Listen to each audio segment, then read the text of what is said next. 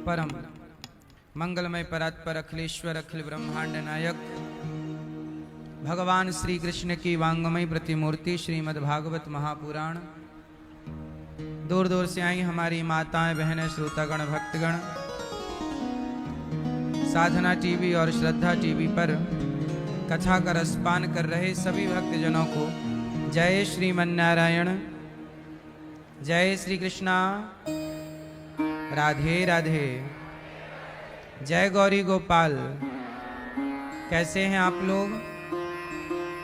कृपा है भगवान आप सबको सदा सुखी रखें।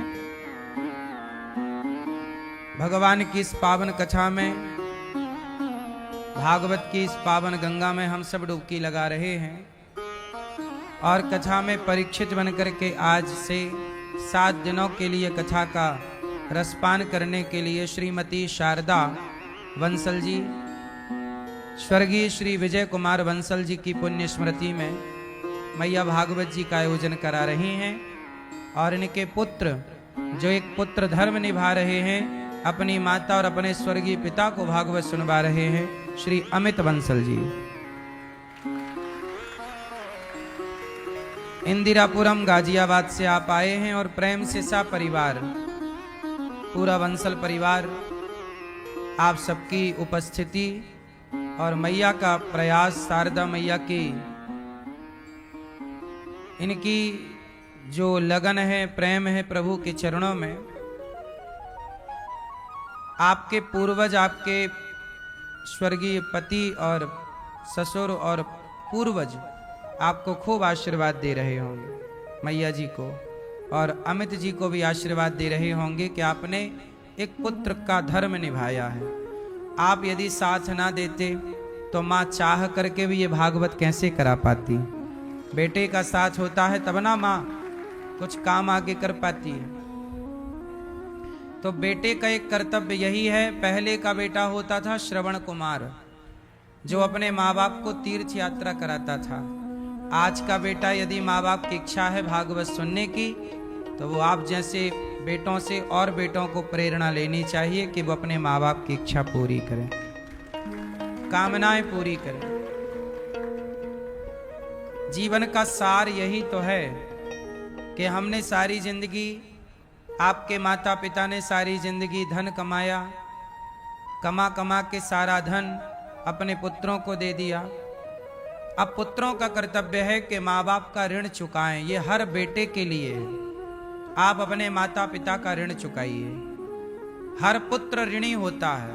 आप भी ऋणी हो, मैं भी ऋणी हूं। 4 लोगों से हम ऋणी हैं: मातृ ऋण, पितृ ऋण, देव ऋण, ऋषि ऋण। माता का ऋण कभी ना चुका पाओगे, पर माँ बाप की सेवा करके माँ बाप के ऋण से कुछ पूर्ण हुआ जा सकता है। पूरा नील तो नहीं हो सकता, फिर भी तो माता और पिता की सेवा, उनकी आज्ञा का पालन यही है जो कि आप कर रहे हैं।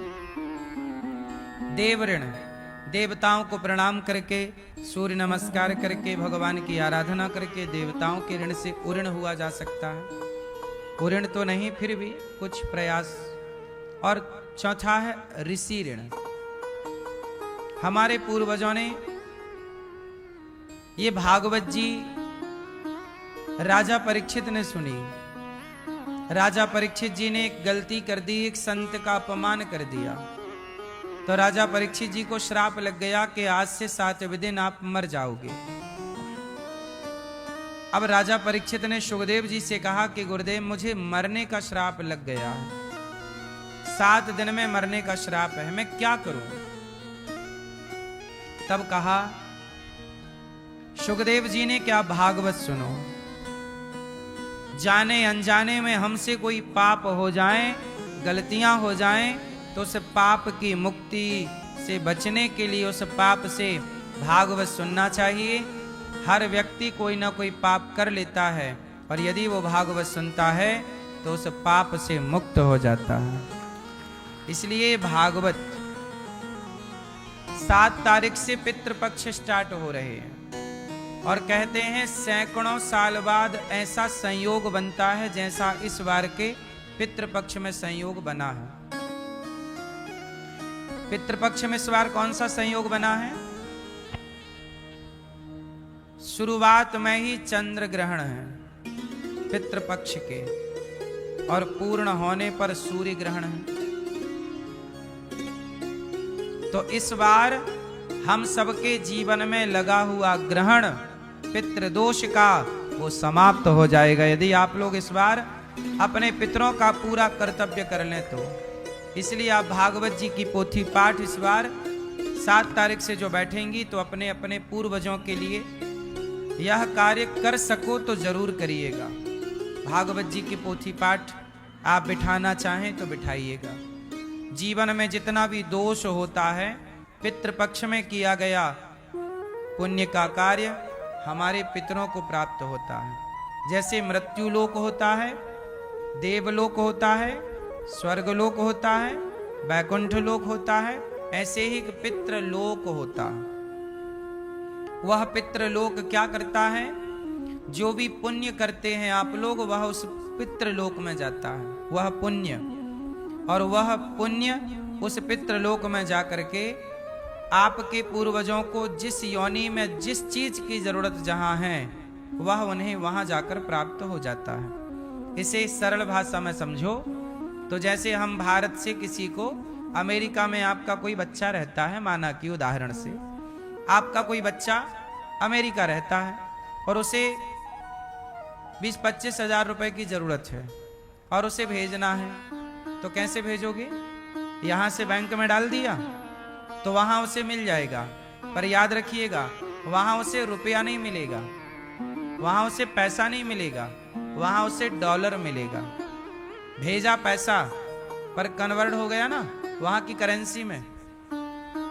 आपने लंदन भेजा पैसा, इंग्लैंड, तो वहां जाके पाउंड के रूप में कन्वर्ट हो गया वही पैसा।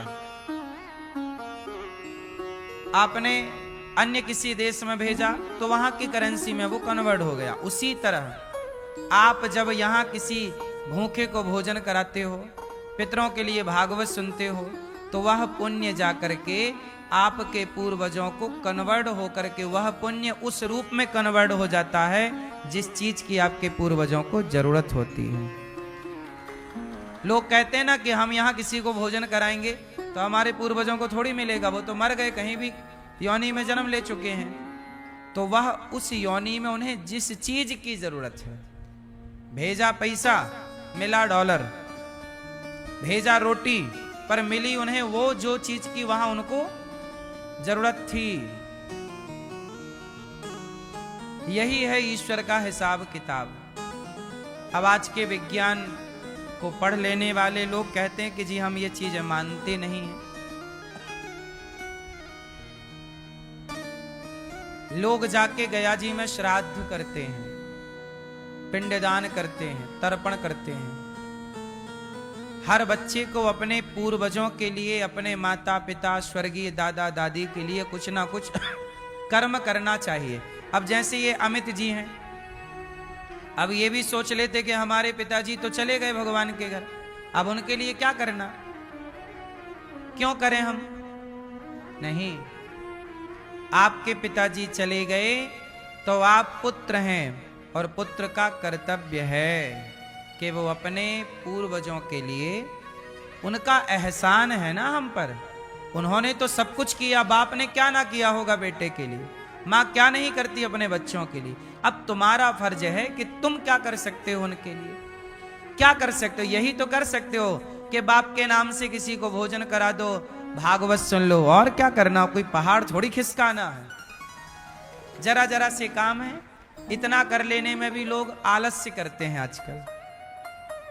गया जी जाके श्राद्ध करना, यदि 3 साल हो चुके हैं, मन है तो गया जाके पिंडदान कर देना चाहिए। भागवत जी की पोथी पाठ रख लो, भागवत जी की पोथी पाठ भागवत जी करा लो उनके नाम से, पोथी पाठ 7 तारीख से होगी। ये छोटे छोटे काम कर लेने से भी सब कार्य हो जाते हैं, पर ये सब करने के लिए मन चाहिए ना। धन तो सबके पास ऑलरेडी है, धन की कमी नहीं है, धन का अभाव नहीं है, मन का अभाव है। किसकी कमी है आजकल? मन की, कि मन नहीं है, धन तो है। तो आपसे सब लोग ये सीखेंगे कि हर बेटे को ये शुभ कार्य करना चाहिए। आप भी अपने बच्चों को ये सब सिखाओ ताकि आपके लिए वो सब ऋणी बन के करें कार्य। ये सब आवश्यक चीजें हैं। भगवान राम ने भी अपने पूज्य पिता दशरथ जी के लिए पिंडदान किया था। तो ये परंपरा कोई आज की नहीं है, राम के जमाने की है। और हम मनुष्य नहीं। रामचरितमानस में लिखा है कि संपाति ने जटायु जी के लिए श्राद्ध पिंडदान किया, तर्पण किया, जलदान किया। संपाति, जटायु जी मर गए ना सीता मैया के रक्षा में, तो जटायु के भाई को पता चला, जटायु जी के भाई का नाम क्या था? संपाति। संपाति को पता चला कि मेरा भाई मर चुका है। वो पक्षी थे, लेकिन भारत का वो पक्षी संपाति ने जटायु जी का जलदान किया, श्राद्ध किया। ये लिखा है ऑन रिकॉर्ड शास्त्रों में। तो हमारे यहां तो पशु पक्षी भी धर्म को जानते हैं, सनातन की बात को समझते हैं। इसलिए भागवत सबसे उत्तम है। भागवत सुनने वाला प्राणी कभी परेशान नहीं होता, हर हाल में भागवत जी उसके संग होती हैं। भागवत जी का सबसे पहले पावन सचरित्र सच्चिदानंद रूपाय। सब मेरे संग बोलो भागवत जी के महात्म का प्रथम श्लोक। बोलिए सच्चिदानंद, बोलो सच्चिदानंद रूपाय विश्वोत्पत्त्या दिहेतवे तापत्रय विनाशाय श्री कृष्णाय वयम नुमः।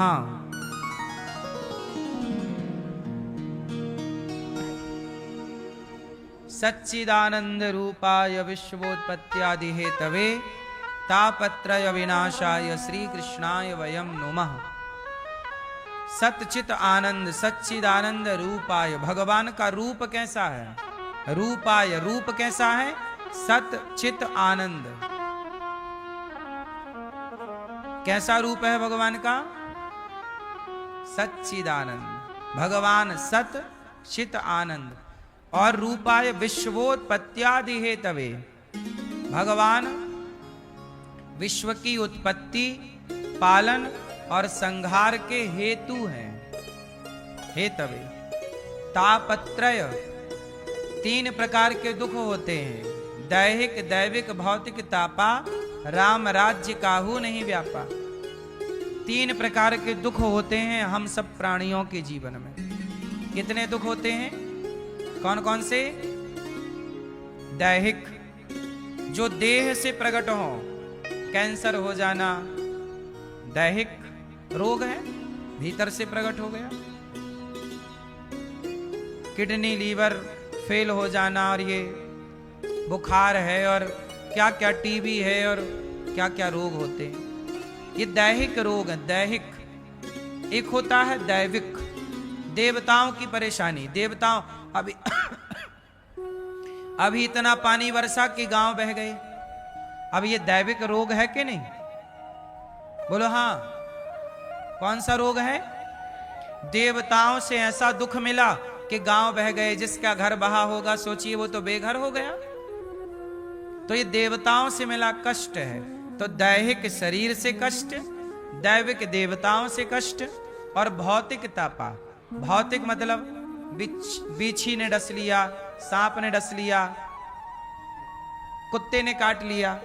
भौतिक प्राणियों से जो पीड़ा मिलती है वह भौतिक कष्ट है, भौतिक ताप है। ये तीनों ताप, देह के ताप, देवताओं के द्वारा ताप, अधिक सर्दी, अधिक गर्मी, अधिक बारिश, और भौतिक प्राणियों से, ये सारा दुख दूर हो सकता है जो भगवान की शरण में रहेगा, वो संसार के हर दुख से बचा रहेगा। दुखी कौन है? जो भगवान से दूर है।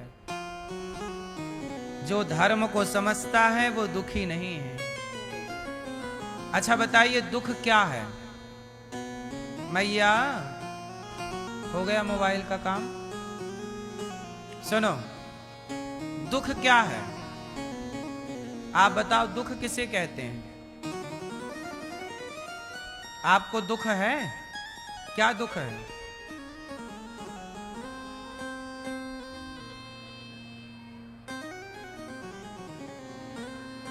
सब कुछ मिलकर भी कुछ मिल नहीं पा रहा। क्या नहीं मिला आपको? सुख सास ने चम्मच नहीं दिया, बहुओं का यही दुख है बेचारियों का, सास ने एक चम्मच तक नहीं दिया।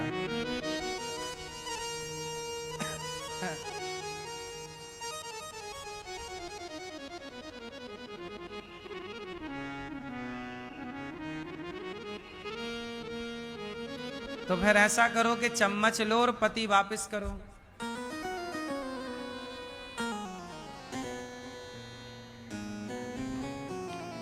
इस संसार में दुख क्या है? यदि आपसे मैं पूछूं कि दुख क्या है, आप बता ही ना पाओगे कि दुख क्या है। आप कहोगे वो हमें परेशान करता है, वो हमारी बात नहीं सुनता, यहाँ दर्द होता है, हमारी बेटी का ब्याह नहीं हो रहा है, हमारा घर नहीं बन रहा है। ये कोई दुख नहीं है, ये दुख नहीं है भाई। बेटी का ब्याह नहीं हो रहा है, ये कोई दुख है? ढूंढते रहो हो जाएगा। घर नहीं बन रहा है, ये कोई दुख है? मेहनत करो, पैसे कमाओ, घर बन जाएगा। शरीर में तकलीफ है, ये कोई दुख है? इलाज कराओ, योग करो, अच्छा खान पान करो, शारीरिक तकलीफ दूर हो जाएगी। ये कोई दुख है? ये जिन्हें एक्चुअली आप दुख कहते हैं वो दुख नहीं है, वो आपकी लापरवाही है,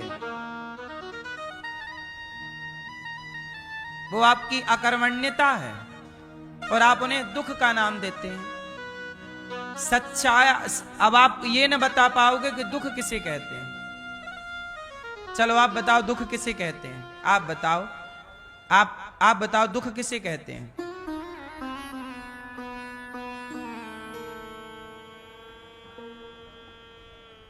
ये मुंह पे आपके क्या कैंसर हो गया है? हैं? कैंसर है तो इलाज हो गया, आराम है? तो क्या तंबाकू खाते थे, सुपारी? तो सुपारी खाते थे तो हो गया कैंसर। अब आप कहो हे भगवान तुमने हमें बड़ा दुख दे दिया, कैंसर हो गया। अब ये बताओ ये दुख भगवान ने दिया कि आपकी सुपारी ने दिया? दिया तंबाकू सुपारी ने दुख, और लोग कहेंगे किसे? हे भगवान तुमने दुख दिया। ये भी दुख नहीं है, ये आपकी लापरवाही है। हाँ या ना? दुख क्या है ये बताओ। पीली मैया आप बताओ दुख क्या है? माँ बाप को जो छोड़ दिया ये दुख है? ये भी दुख नहीं है।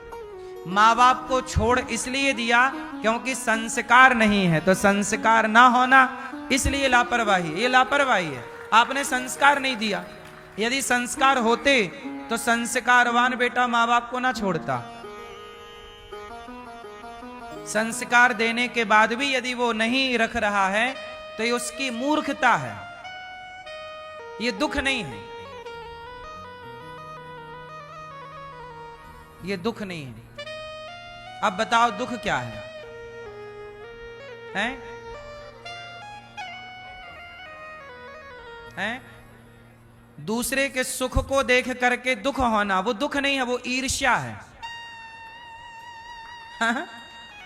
एक्चुअली आप लोग ना चीजों को एक तराजू में तौल रहे हैं। सब कुछ दुख है नहीं, सबके अलग अलग शब्द हैं, मीनिंग है, परिभाषाएं हैं। आप जल रहे हैं किसी को देख के, वो आपकी ईर्ष्या है, और आप उस ईर्ष्या से आप दुखी हों तो वो दुख नहीं है, वो आपकी ईर्ष्या है। अब आप उस ईर्ष्या को यदि आप दुख कहते हैं तो आप कह सकते हैं, बट है नहीं वो दुख। अब बताओ दुख क्या? आप बताओ दुख किसे कहते हैं? दुख क्या है? लोग चिल्लाते हैं हम बड़े दुखी हैं, दुखी कहां दुख है? आप बताओ हैं? संतुष्ट ना होना ये दुख है। भाई संतुष्ट नहीं है तो वो परेशान है, संतुष्ट हो जाओ। दुख क्या है? वो असंतुष्टि है। दुख क्या है? हैं? माँ बाप से दूर हो जाना, माँ बाप चले जाएं, ये दुख है। साया उड़ जाना वही तो है, चले जाएंगे तब ना साया जाएगा। तो भाई वो तो उम्र पूरी होगी तो जाएंगे, ये काय बात का दुख है? वो तो मृत्यु लोक है, आए हो तो जाओगे, आया है तो जाएगा। राजा रंग फकीर, एक सिंहासन चढ़ चला, एक बंधा जंजीर। दुख क्या है? अब बताओ दुख क्या है? हैं? चलो अब हम बता देते हैं। देखो आप लोगों के पास कोई दुख नहीं है, केवल दुख के बहाने हैं। कोई दुख नहीं है। आपकी लापरवाही को आप लोग दुख मानते हैं, आपकी गलतियों को आप दुख मानते हैं। इसे ठीक कर सकते हैं आप लोग, इसमें ईश्वर का कोई लेना देना नहीं। अब दुख क्या है वो मैं आपको सुनाऊं। भगवान को भूल जाना ही सबसे बड़ा दुख है। भगवान का विस्मरण हो गया, हमने आज भगवान को याद नहीं किया, आज हमने भगवान की पूजा नहीं की, आज हमने भगवान को स्मरण नहीं किया, आरती नहीं की, आज हमें भगवान की याद नहीं आई। यही हमारा सबसे बड़ा दुख है कि आज प्रभु याद नहीं आए। हे प्रभु क्या गलती हो गई कि आज आप हमें याद नहीं आए? ये दुख है। सबसे बड़ा दुख क्या? सृष्टि का ईश्वर को भूल जाना ही दुख है। परमात्मा का स्मरण न होना ही, आज आपने ईश्वर को याद नहीं किया, आज आप दुखी हैं, यही दुख है। लेकिन आप लोग इसे दुख नहीं मानते। अच्छा आप बताओ सुख क्या है? आप बताओ भैया सुख किसे कहते हैं? क्या सुख है? क्या सुख है? हां, भगवान को भूल गए ये दुख है, और भगवान याद आ गए स्मरण है ये सुख है। बाकी कोई सुख दुख नहीं है संसार में। बाकी तो सब हालात हैं, बाकी तो सब परिस्थितियां हैं। हमने जो कर्म किया था वो हमें प्राप्त हो रहा है, अच्छा या बुरा, वो हमारे कर्मों का दंड है। दशरथ जी तड़प रहे हैं, राम राम कह रहे हैं, ये दशरथ जी के कर्मों का दंड है। दशरथ जी दुखी नहीं है, दशरथ जी के प्राण निकल रहे हैं। राम राम कहां हो राम? दशरथ जी के राम चले गए ना वनवास 14 साल के लिए। हा राम हा राम। ये दशरथ जी दुखी हैं, मैं बहुत दुखी हूं, आज मेरा बेटा वनवास चला गया। ये दुख नहीं है, ये आपके कर्मों का दंड है। ये आपके कर्मों का क्या है? कर्म दंड है। आपने भी किसी माँ बाप को तड़पा तड़पा के मारा था, श्रवण कुमार को मार दिया था तो उनके माँ बाप तड़प तड़प के मर गए थे। जब आपने किसी के बेटे को मारा और किसी का बाप तड़पा तो आप भी जब बाप बने तो आप भी तड़प रहे हैं। ये कर्म दंड है, ये दुख नहीं है। हाँ या ना? भीष्म पितामह बाणों की सैया पर लेटे हैं, ये कर्म दंड था। उन्होंने सांप को कांटों के ढेर में डाल दिया, उनको बाणों की सैया मिल गई, ये कर्म दंड है। इसलिए मेरी मां, सबसे बड़ा दुख है भगवान को भूल जाना। इसलिए कहो हे नाथ, मैं आपको कभी भूलू नहीं। सदा भगवान को याद रखिए, काम करिए, पैसा कमाइए, पर सदा भगवान को याद रखिए। एक क्षण के लिए भी भूलना नहीं। क्यों भूलना? उसे भूल रहे हो। अच्छा एक बात बताओ, जिसने आपको 1 किलो सोना दिया हो, माना कि किसी ने दिया आपको सोना 1 किलो नहीं, चलो तोला भर दिया होगा किसी ने। सास ने आपके नहीं दिया तोला भर सोना, पति ने नहीं दिया।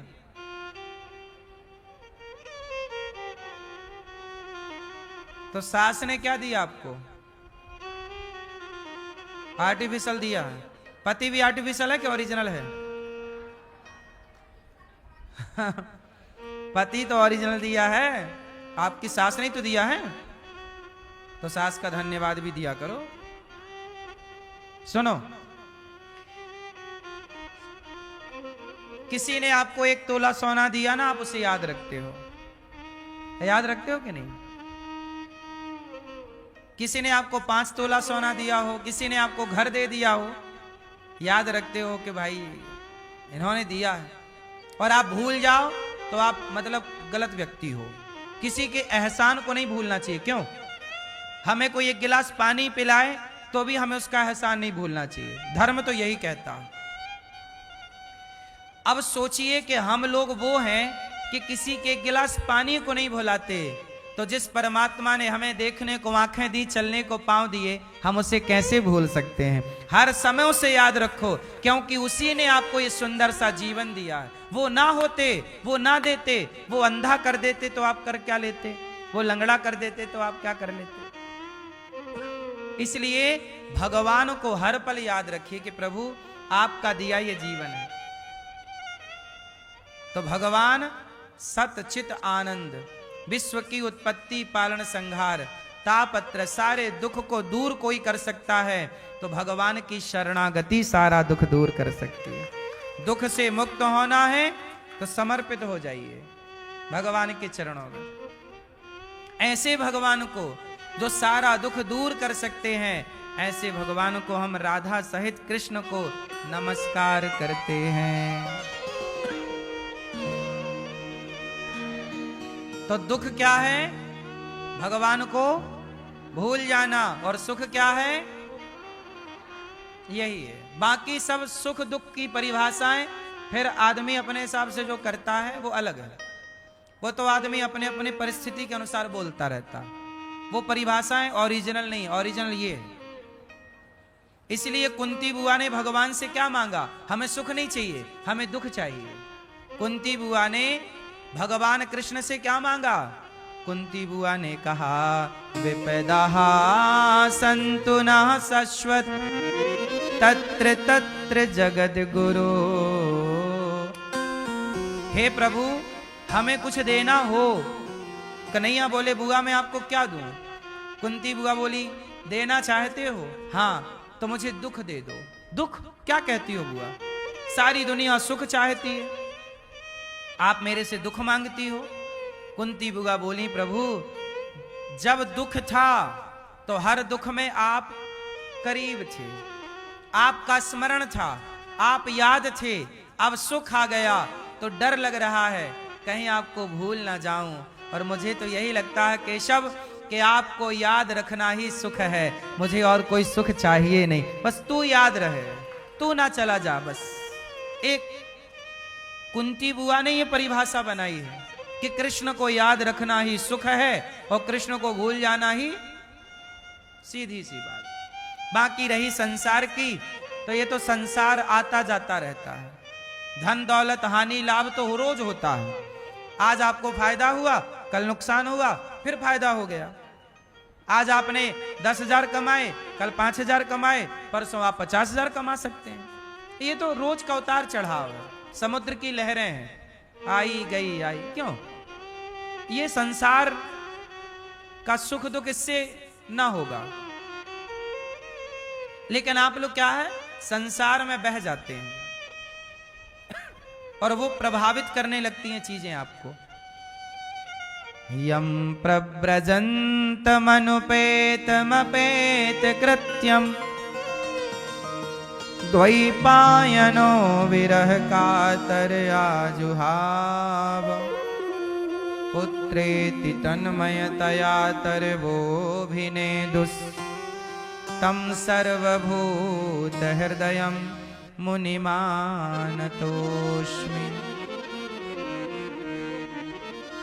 भगवान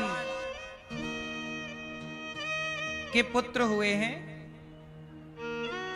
वेद व्यास जी के पुत्र हुए सुखदेव जी। अच्छा, सुखदेव जी अपनी मां के पेट में 12 साल रहे। सुखदेव जी अपनी मां के पेट में कितने वर्ष रहे? 12 वर्ष। क्यों 12 साल तक बाहर नहीं आए? वेद व्यास जी बोले अपने बेटे से, बेटा बड़े हो गए हो, बाहर निकलो। तो अंदर से आवाज आती, सुखदेव जी ना, मैं बाहर नहीं आता। क्यों? अच्छा सुखदेव जी मां के पेट में 12 साल तक रहे। अच्छा सुखदेव जी मां के पेट में गए कैसे? इसकी भी एक कथा है। एक बार शंकर जी माता पार्वती को लेकर अमरनाथ गए और वहां अमरनाथ के जंगल में डमरू बजाई, डम डम डम डम डम डमरू बजाई, सारे पशु पक्षी भाग गए, जंगल हो गया खाली।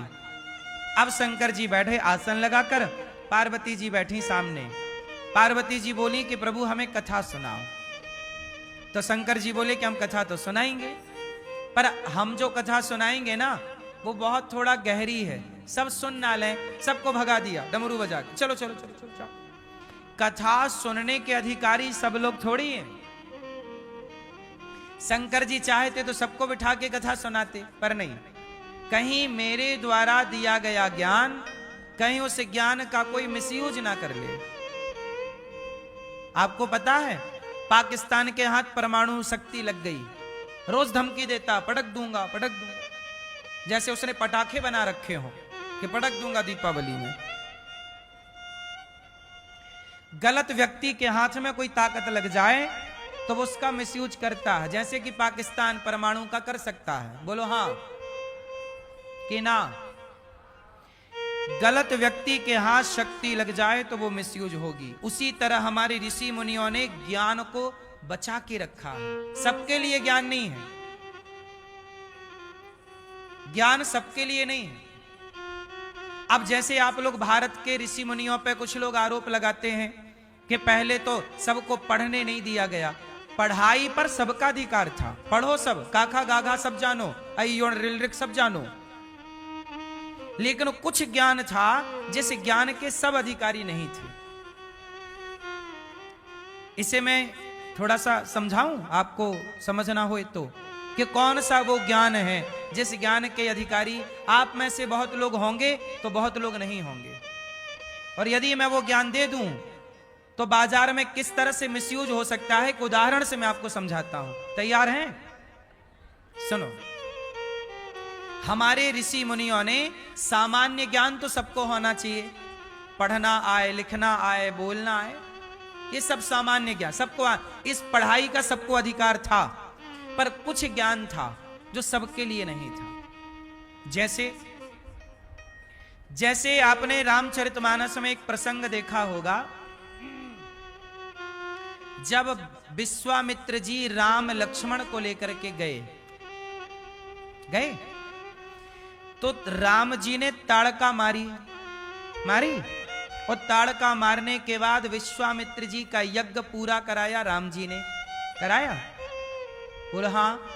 जब यज्ञ पूरा हुआ उसके बाद विश्वामित्र जी ने राम जी को बिठाया और राम जी को दिव्यास्त्र प्रदान किए। दिए कि नहीं? दिव्य शक्तियां दी। विश्वामित्र जी ने जो शक्तियां तपस्या के बल पर पाई, जो ज्ञान तपस्या के बल पर पाया, वो सारा नॉलेज विश्वामित्र जी ने किसे ट्रांसफर कर दिया? बोलो, राम को ही क्यों किया? राम के पिता दशरथ जी को क्यों नहीं किया? और किसी को क्यों नहीं किया? राम को ही क्यों किया?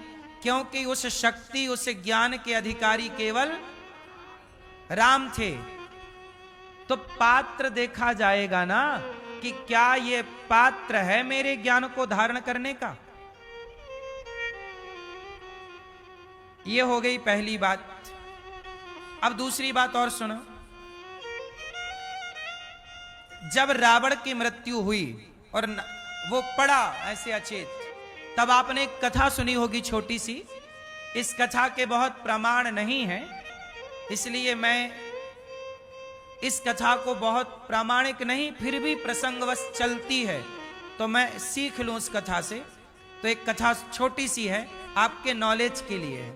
जब रावण गिरा, राम जी ने नाभि में बाण मारा, वो गिर गया धड़ाम से। तब राम ने लक्ष्मण जी को कहा कि जाओ, रावण मर रहा है, बहुत बड़ा ज्ञानी है, थोड़ा सा ज्ञान ले लो। भेजा था कि नहीं? तो लक्ष्मण जी गए तो रावण के सिर के पास खड़े हो गए। खड़े रहे लक्ष्मण जी, रावण एक शब्द नहीं बोला। लक्ष्मण जी आ गए, बोले राम वो तो कुछ बोल नहीं रहा, प्रभु वो तो कुछ बोल नहीं रहा है। तो राम ने कहा तुम कहां खड़े थे? बोले रावण के सिर के पास।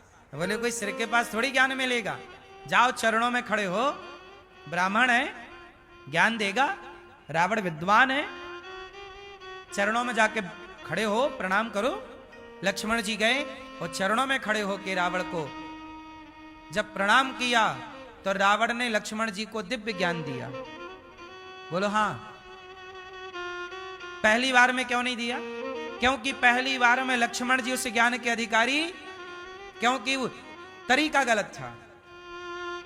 सोचिए लक्ष्मण जी में भी यदि काबिलियत नहीं है तो रावण जैसों ने लक्ष्मण जी को ज्ञान नहीं दिया, और काबिलियत आई तब जाके ज्ञान दिया।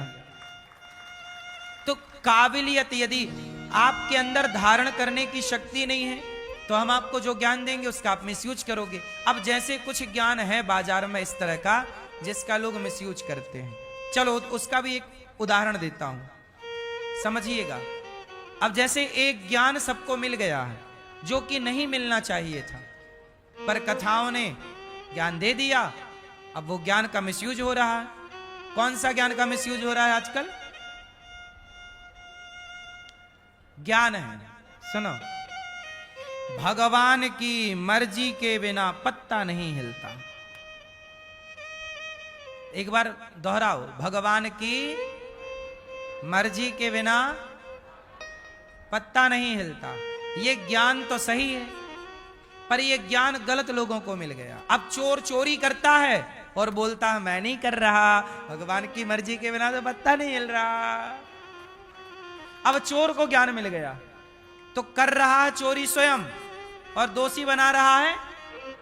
हाँ, बलात्कारी को ज्ञान मिल गया तो बलात्कारी बलात्कार करता है और बोलता मैंने तो कुछ किया ही नहीं, भगवान की मर्जी के बिना तो पत्ता नहीं हिलता। तो अब ये गलत लोगों को ज्ञान मिल गया। अब क्या हुआ? इस ज्ञान का हो गया मिसयूज, दुरुपयोग हो गया। इसलिए कहते हैं कि शास्त्र सबको वह ज्ञान नहीं देते जिस ज्ञान के आप अधिकारी नहीं। पहले अधिकारी बनो। इसलिए गुरु मंत्र गुप्त रूप से दिया जाता है, क्योंकि उसके अधिकारी सब नहीं है। कुछ मंत्र ऐसे हैं आज भी जो गुप्त हैं, बताए नहीं जाते, बोले नहीं जाते। कुछ ज्ञान चला गया गलत लोग। अब बताइए चोर मिसयूज कर रहा है कि नहीं? करेगा चोरी और क्या बोलेगा? भगवान की मर्जी के बिना, लो आरोप लगा दिया भगवान पे और कर लिया चोरी खुद। अब मुझे आप लोग जरा पूरी पंक्ति का अर्थ समझाओ। भगवान की मर्जी के बिना पत्ता नहीं हिलता, यह बात सही है कि गलत है? उत्तर दो जोर से। सही है। तो फिर चोर कैसे मिसयूज कर रहा है? भाई जब ये ज्ञान सही है तो चोर ठीक तो कह रहा है कि मैं चोरी कर रहा हूं तो ईश्वर की मर्जी से कर रहा हूं। है? कहां गलत है चोर? अब बताइए। अब इसमें आप बताइए कि ये ज्ञान गलत है कि चोर गलत है? तो कहां सिद्ध करो कि चोर गलत है? सिद्ध करके बताओ। सिद्ध करो कि चोर गलत है, सिद्ध करो। काली टी शर्ट वाले भैया। हाँ गलत तो किया, हम कह तो रहे, पर किस तरह? समझाओ जरा हमें। अपने स्वार्थ के लिए कैसे? तो स्वार्थ भी तो ईश्वर ने बनाया है, कोई आप और हम तो बनाए नहीं स्वार्थ। हमने घर पे बैठ के स्वार्थ भगवान ने ना बनाया है। जब भगवान कह रहे हैं कि मेरी मर्जी के बिना पत्ता नहीं हिलता, तो चोर किसी के घर में गया होगा तो वो अपनी मर्जी से कैसे गया होगा? चलो अब हम बताएं इसका सही उत्तर क्या है। सही उत्तर ये है कि ये ज्ञान सबके लिए था ही नहीं। ये ज्ञान तो सही है कि ईश्वर की मर्जी के बिना पत्ता नहीं हिलता, पर यह ज्ञान सबके लिए नहीं है। कैसे? जैसे इस ज्ञान को कौन धारण करे? जैसे आप सत्संगी हो, आप कथा सुनते हो, जैसे मेरे सामने 1,00,000 रुपए पड़े हैं या 1 करोड़ पड़ा है, मुझे पता है कि चोरी करना पाप है। जिस शास्त्र में यह लिखा है कि ईश्वर की मर्जी के बिना पत्ता नहीं हिलता, उसी शास्त्र में यह भी लिखा है कि चोरी करना पाप है। तो उसने चोरी करना पाप है ये वाला नहीं फॉलो किया। तो भाई जब तक आप 5वीं नहीं पढ़ोगे, 10वीं नहीं पढ़ोगे, कॉलेज नहीं करोगे, तब तक पीएचडी कैसे होगी? तो वैसे ज्ञान का नॉलेज नहीं है तो ऊपर के ज्ञान के आप अधिकारी नहीं हैं। तो चोर इस ज्ञान का अधिकारी इसलिए नहीं था क्योंकि चोर ने पूरा पूरा पाठ तैयार नहीं किया। यदि वो पहले के भी पाठ लेसन पढ़ लेता कि भाई इस ज्ञान के पहले ये ज्ञान पाना जरूरी है। वो ज्ञान क्या है? जैसे आप में से बहुत लोग यहां पर ऐसे होंगे कि आपके सामने 1 करोड़ पड़ा होगा, आप नहीं उठाएंगे क्योंकि आप जानते हैं कि चोरी करना गलत है। समाज में कुछ लोग ऐसे भी हैं साहब, हजारों करोड़ को लात मार देते हैं और अपना 20,000 रुपए कमा के खुश हैं क्योंकि ईमानदारी से जीना सीखा है। अब ऐसे लोगों के लिए यह ज्ञान है कि जो हो रहा है ईश्वर की मर्जी है। जो व्यक्ति इतना सहनशील है, इतना आत्मज्ञानी है, सुदामा जैसे लोग 4-4 दिन चूल्हा नहीं जलता फिर भी शिकायत नहीं है, तो ये ज्ञान सुदामा जैसों के लिए था। ये ज्ञान संतों के लिए है, भक्तों के लिए है, उनके लिए नहीं है जो गलत कर ही रहे हैं। बात सही है कि गलत? गलत व्यक्ति के हाथ ज्ञान लग गया तो वो चिल्ला रहा है। अब देखो, मैं सत्य से चलता हूं, धर्म से चलता हूं, आप भी सत्य से चलते हैं, धर्म से चलते हैं। 1 रुपए हमारे यहां चींटी को मारना पाप है। आप में से बहुत लोग होंगे जो चींटी को भी नहीं मारते होंगे। आप में से बहुत लोग होंगे जो किसी जीव की हत्या करने से डरते होंगे, और कुछ लोग हैं जो तलवार लेके काट ही रहे हैं गर्दनें बकरे की और मछली की। तो जो मछली की गर्दन काट रहा है वो कहे कि जी भगवान की मर्जी के बिना पत्ता नहीं हिलता, मैं इसे मार रहा हूं, ये भी मर्जी भगवान। नहीं साहब, तुम्हारे लिए नहीं। जिस जगह ये लिखा है कि भगवान की मर्जी के बिना पत्ता नहीं हिलता, उसके पहले ये भी लिखा है कि सब पर दया करो, दया धर्म का मूल है, पाप मूल अभिमान। तो आपने बाकी चीजें क्यों नहीं फॉलो की? भाई 100 बोलिए 100 की गिनती तक पहुंचने के लिए आपको 90 पढ़ना पड़ेगा, 91 पढ़ना पड़ेगा। जब तक 50 नहीं पढ़ोगे, 60 नहीं पढ़ोगे, 70 नहीं पढ़ोगे, 80 नहीं पढ़ोगे तो 100 को क्या समझोगे? जो 1 से 99 तक समझ चुका वो 100 को भी समझ लेगा, और जिसने 1 से 99 को नहीं समझा वो 100 को नहीं समझ सकता। तो जिसने शास्त्रों की बाकी बातें नहीं समझी वो ये बात नहीं समझ सकता कि ईश्वर की मर्जी के बिना पत्ता भी नहीं होता। ये ज्ञान उन लोगों के लिए है जो बाकी चीजों को भी फॉलो कर रहे हैं, क्योंकि शास्त्रों में केवल एक ही बात तो लिखी नहीं है, एक बात कहने के पहले और बातें लिखी हैं। संविधान में कोई एक धारा तो है नहीं कि आपने एक धारा पढ़ ली, बाकी धारा से आपको कोई मतलब नहीं। सारी धाराएं आपको पढ़नी पड़ेंगी यदि आप कानून को जानना चाहते हैं तो। बोलो हाँ, ऐसे ही है। धर्म को जानो तो पूरा जानो, आधा जानोगे तो फिर वही होगा कि चोरी करके आप आरोप भगवान को लगाओगे। एक बार ऐसा हुआ, अब इसको पूरा मैं निराकरण करता हूं, इस पूरी घटना का। इसका एक बार क्या हुआ, एक जंगल था, जंगल नहीं, एक बगीचा। उस बगीचे में एक चरवाहा बगीचे के बाहर गाय चरा रहा था। तो बगीचे में ना बाड़ी थी, वो गांव में नहीं होता बबूल का कांटा, कांटों की बाड़ी लगाते हैं गांव के किसान, और कांटे यदि पुराने हो गए ना तो गैया जरा मौका मिला तो गैया घुस जाती है, बाड़ी बाड़ी तोड़ के गैया फसल में घुस जाती है। ये गाय का स्वभाव है।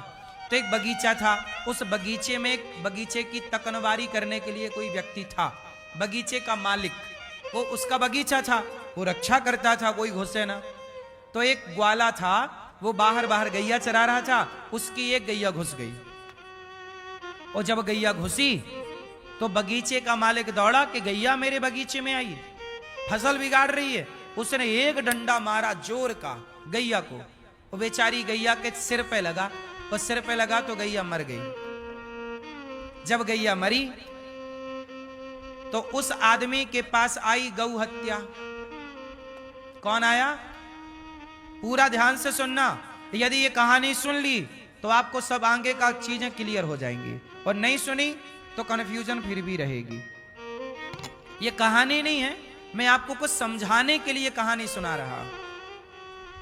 एक बगीचे का मालिक था, उसके बगीचे में किसी की गैया घुस गई, उसने जोर से मारा, गैया मर गई। और जब गैया मरी तो गौ हत्या आई, गौ हत्या का पाप आया। वो पाप बोला, गौ हत्या बोली, गौ हत्या बोली कि भैया तुमने मुझे मार दिया, अब मैं तेरे ऊपर चढ़ूंगी, गौ हत्या लगेगी ना। तो गौ हत्या, अब वो आदमी था चतुर, बोले गौ हत्या तुम मुझे मत लगो। क्यों ना लगो? क्योंकि मैंने तुम्हें नहीं मारा। किसने मारा? बोले मेरे पांव चलते ना तो मैं तुम तक पहुंचता कैसे, और पहुंच भी गया। और ये हाथ ने डंडे को यदि ना भांजा होता, हाथ ने डंडे को ना बरसाया होता तो तुम कैसे मरती। और हाथ में इंद्र का वास होता, हमारे शरीर के हर अंग में एक एक देवताओं का वास होता है, तो हाथों में इंद्र का वास है। तो ये हाथ यदि ना ऐसे चलते तो तुम कभी ना मरती। इसका मतलब हत्यारा मैं नहीं हूं, हत्यारा कौन? इंद्र है, क्योंकि हाथों में कौन बैठा है? इंद्र। अब हत्या चली इंद्र के पास, अब इंद्र के पास गई हत्या, गौ हत्या। इंद्र बोला आप कौन? बोले मैं हत्या हूं, आपने मुझे मारा। इंद्र बोले मैंने कहां मारा, मैं तो स्वर्ग बैठा हूं। वो बोले तुम मृत्यु लोक से आई हो। इंद्र समझ गए कि संसारिक आदमी बड़ा चतुर है। अब इंद्र दौड़े दौड़े गए भगवान के पास कि प्रभु मैं तो फ्री में पिस रहा हूं, मैंने हत्या की नहीं, और ये हत्या मेरे पास आई कि मैं तेरे माथे बैठूंगी। तो भगवान बोले हत्या से, उस हत्या रूपी पाप से, गौ हत्या से, रुको जरा मैं अभी निराकरण करता हूं। तो भगवान गए ग्वाले का रूप बना के। अब ग्वाले का रूप बना के गए, फिर भगवान गैया चराने लग गए। अब भगवान गए उसी बगीचे के पास और गैया चराने लग गए, और भगवान की एक गैया फिर घुस गई। तो वो आदमी फिर दौड़ा दौड़ा आया, उसको लगा कि हम पहली हत्या से बच गए, इसको भी बहाना करेंगे। तो अब की बार उसने फिर गाय को मारा, और जब गाय को मारा तो भगवान ग्वाले के रूप में थे, भगवान ने डंडा पकड़ लिया। वो डंडा पकड़ा तो भगवान ने उस आदमी से पूछा, बगीचे के मालिक से, ये बता ये बगीचा किसका है? बोला मेरा। बोला मेरा। तो भगवान ने पूछा ये हाथ किसका है? बोला मेरा। ये डंडा किसका है? मेरा। तो भगवान बोले जब बगीचा तेरा, हाथ तेरा, डंडा तेरा, तो गौ हत्या भी तेरी है। गौ हत्या, हत्या भी तेरी है। हत्या तूने ही तो की है। जब बगीचा को अपना कह रहा है, हाथ को अपना कह रहा है, और हत्या को कह रहा है इंद्र की है। जब सब तेरा तो हत्या भी तेरी। तो आज का आदमी ऐसा है कि अच्छा अच्छा कहता है मेरा और बुरा बुरा तेरा। तो भगवान बोले जब अच्छा अच्छा तेरा था तो बुरा भी तो तेरा होगा। इसका मतलब यह है कि व्यक्ति जो करता है, मैं अच्छा करूं तो मुझे अच्छे का फल मिलेगा, बुरा करूं तो बुरे का फल मिलेगा। हम दोनों करने के लिए स्वतंत्र हैं। इस संसार में आप पाप भी कर सकते हैं और पुण्य भी। आप पाप करोगे आपका हाथ कोई ना पकड़ेगा, आप पुण्य करोगे आपका हाथ कोई ना पकड़ेगा। दोनों करने के लिए आप स्वतंत्र हैं। चाहे पाप करो चाहे आप सच बोलने के लिए स्वतंत्र हैं और आप झूठ बोलने के लिए भी स्वतंत्र हैं। आप चाहें तो किसी बकरे को तलवार से मार दें, मछली को पानी से निकाल, आप स्वतंत्र हैं। आप किसी मछली को मार सकते हैं, आप किसी मुर्गी को काट सकते हैं, स्वतंत्र हैं आप। और आप चाहें तो किसी तड़पती हुई मछली, तड़पती हुई मुर्गी को आप दाना डालकर उसके, किसने दी? बोलो। जीवन उनके द्वारा है तो मृत्यु उनके द्वारा। दोनों में ईश्वर की कृपा को मानने वाला व्यक्ति ही भक्त है। जीवन है तो खुश रहो और मृत्यु है तो भी खुश रहो। क्या करोगे? रोके भी क्या पाओगे? जो हर परिस्थिति में ईश्वर की कृपा का अनुभव करे वही ज्ञानी है, वही भक्त है। यही लक्षण है भक्त के। हाँ या ना? अब कोई मर जाए तो आप रोते हो, हे भगवान ऐसा हो गया, ऐसा हो गया। क्यों? आपको पता नहीं था कि एक दिन मरेगा? आप सबको ये पता होना चाहिए कि हम सब लोग एक दिन मर जाएंगे। पता होना चाहिए। कर लो पता नहीं है तो फिर क्यों इतना प्यार, क्यों इतना अटैचमेंट? और यही अटैचमेंट आपको दुख देता है और आप कहते हो भगवान दुख दे रहे हैं। संसार से इतना अटैचमेंट मत रखो, इतना लगाव ना रखो, क्योंकि ये दुनिया आज है कल नहीं होगी। यही खेल समझना कठिन है साहब। और जो ये खेल समझ लेता ना भगवान का, वो हर परिस्थिति में प्रसन्न होता है। राम राजा बनने वाले थे, खुश थे, और वनवास जाने लग गए तो राम रोए क्या? मैं वनवास जा रहा हूं, क्या रोए राम? जितनी प्रसन्नता राजा बनने की थी, कहीं उससे ज्यादा प्रसन्नता वनवास जाने की है। जो हर परिस्थिति में हैप्पी रहे वही ना महान है।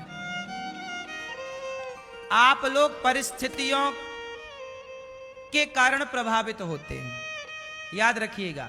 आप लोग किसके कारण प्रभावित होते हैं? आपकी आंखों में आंसू हैं, ये परिस्थिति तय कर रही है। आपके होंठों पे मुस्कान है, ये परिस्थिति तय कर रही है। लेकिन ये गलत है, ये रॉन्ग है। सही क्या है? परिस्थिति कैसी भी हो पर हर हाल में आप प्रसन्न हैं, यही महानता है। राम राजा बनने वाले थे, पिता ने कहा राजा बनना है, उसी पिता ने कह दिया वनवास जाना है। तो वनवास जाना है ये सुन के राम को जरा भी दुख नहीं हुआ। हर परिस्थिति में राम प्रसन्न है, इसलिए तो राम भगवान है। आप भी थोड़ा ये आदर्श जीवन में उतार लीजिए कि परिस्थितियों में बह ना जाइए, परिस्थितियों में बह ना जाइए। आप लोग बह जाते हैं। परिस्थितियां सदा एक सी ना रहेंगी, ना सदा आपकी आंखों में आंसू रहेंगे, ना सदा आपके होंठों पे मुस्कान रहेगी। ये बदलती हैं साहब, दिन रात की तरह। इसलिए परिस्थितियां सत्य नहीं है। बात समझो, परिस्थितियां सच्ची, परिस्थितियां बनती बिगड़ती हैं। बोलो हाँ। आज बारिश है, कल सर्दी आएगी, फिर गर्मी आएगी, फिर बारिश आएगी। परिस्थितियां बन रही हैं। सर्दी की परिस्थिति, गर्मी की हानि की परिस्थिति, लाभ की परिस्थिति, जीवन की परिस्थिति, मृत्यु की परिस्थिति। सम्मान, आज आपको सम्मान मिल रहा है, आज आप खुश हैं, कल आपको अपमान मिलेगा तो क्या रोओगे? और यदि रोए तो फिर आप थोड़ी हैं, आप कचरा हैं। महान वो है जो सम्मान मिले या अपमान मिले, दोनों में वो ईश्वर की कृपा का अनुभव करे। हे नाथ, ये आपका प्रसाद है। तेरे फूलों से भी प्यार, तेरे कांटों से, यही धर्म है। इतना ज्ञान धारण करने वाला तब जाके अधिकारी बनेगा कि ईश्वर की मर्जी के बिना पत्ता नहीं हिलता। तब जाके सेंटेंस पूरा हुआ। अब केवल आप वो एक बात पकड़ लो तो क्या होगा उससे? समझ में किस किस को आई? क्या समझ में आया? कि सारे ज्ञान सबके लिए इसलिए जो ज्ञान है उस पर चलो। बुद्धि दी है विधाता ने, सही गलत का डिसीजन लो। क्या सही आपके लिए, क्या गलत आपके लिए, उसके अकॉर्डिंग काम करो। भावनाओं में ना बहो। भावनाएं परेशान करती हैं, भावनाओं में ना बह जाना।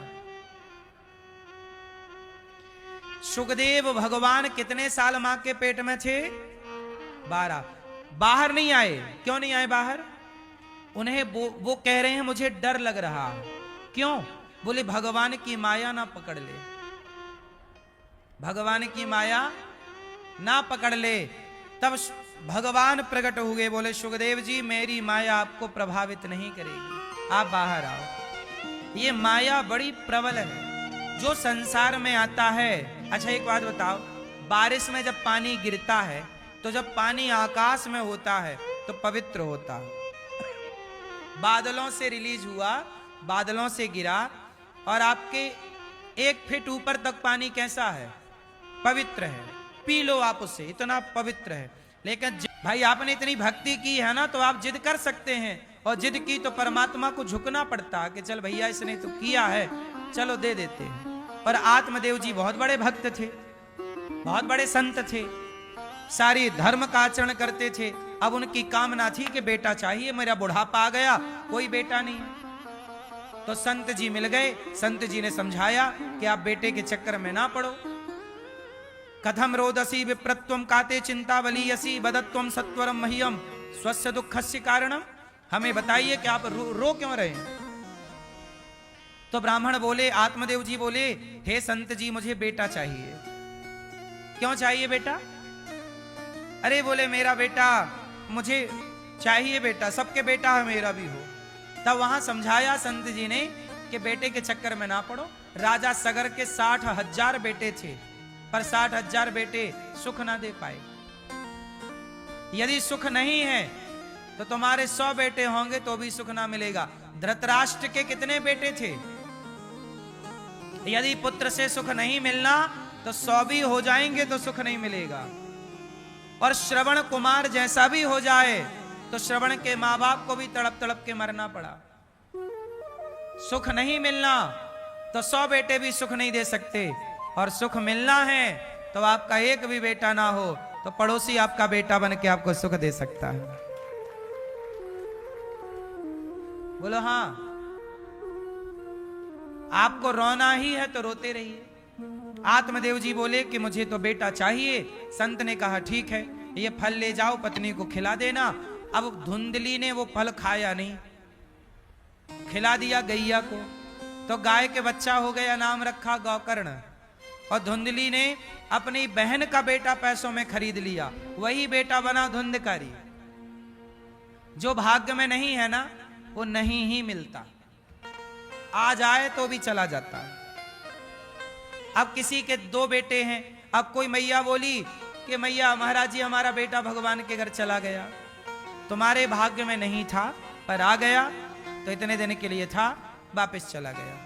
ये ईश्वर का खेल है, इस गणित को समझो। रोने से समझ में नहीं आएगा, भावनाओं में ना बहिए, ईश्वर के विधान को समझने की कोशिश करिए। आपके रोने से विधान नहीं बदला जा सकता। यदि बदला जाता तो सारे लोग रोते हैं, फिर कहां बदला? आत्मदेव जी को बेटा नहीं था, फिर इनको बेटा मिल गया धुंधकारी के नाम से। अब धुंधकारी बड़ा हुआ तो बाप को मारने लगा, पैसे दो। आत्मदेव जी बोले तूने तो सारा उड़ा दिया, कहां से लाऊं? बोले नहीं नहीं तुमने गाड़ रखा है। इतना मारा अपने बाप को धुंधकारी ने, इतना मारा कि आत्मदेव जी की नानी याद आ गई।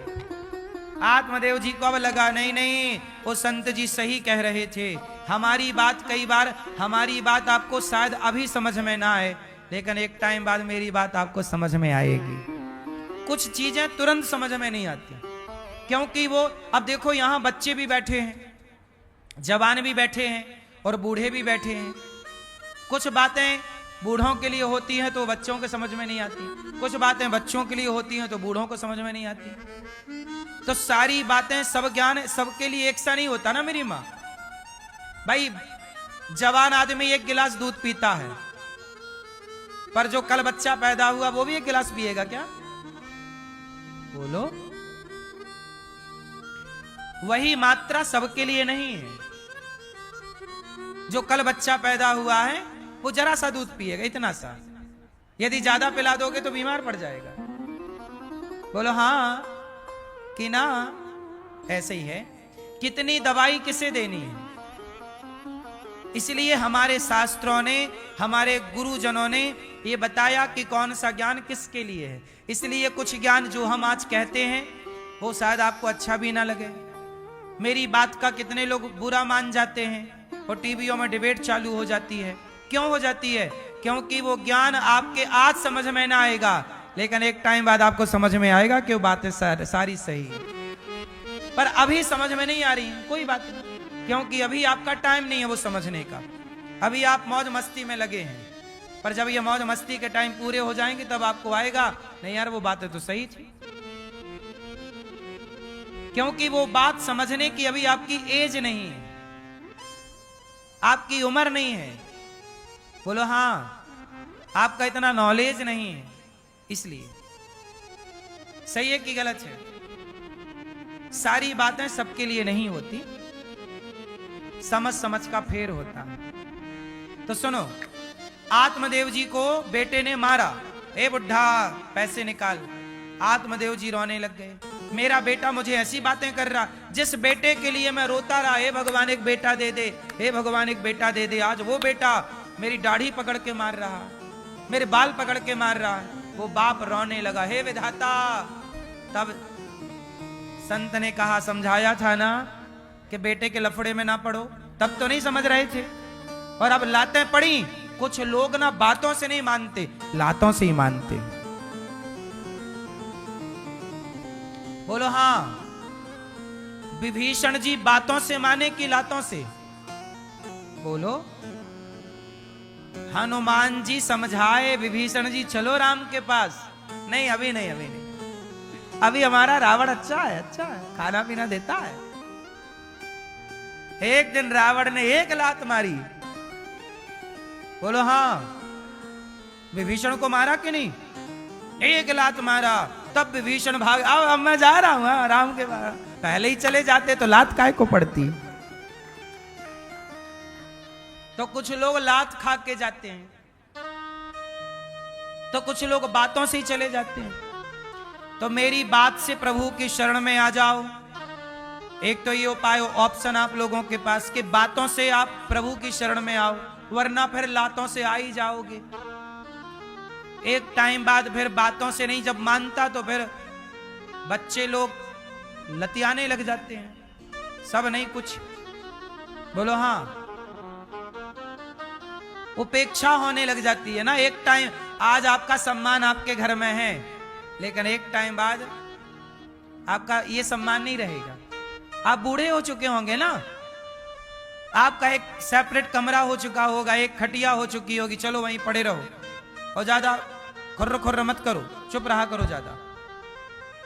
हाँ, एक टाइम बाद आपकी चलती थी, पर एक टाइम बाद आपको चुप रहना पड़ता।